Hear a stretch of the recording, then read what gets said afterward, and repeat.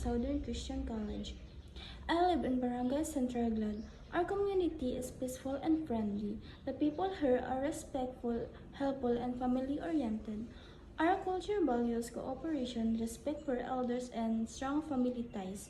The environment is mostly urban, and you can see houses, small stores, and community areas around the place.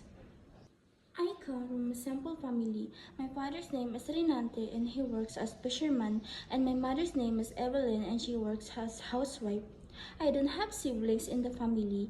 Our family is simple but comfortable, and my parents always teach me to value of education and hard work. I graduated from the Langala National High School.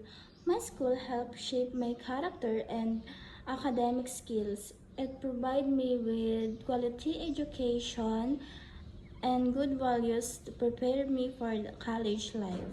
I am currently taking Bachelor of Science in Information Technology.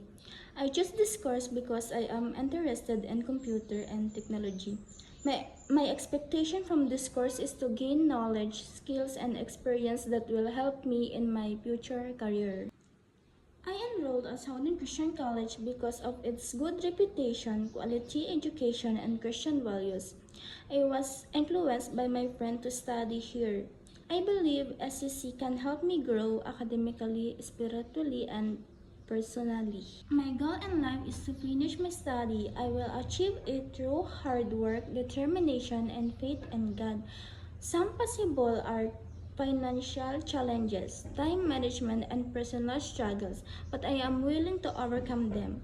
10 years from now, I see myself as a successful, responsible, and fulfilled person who helped my family and community. This is our barangay hall. This is where the barangay officials conduct meetings and provide services to the residents.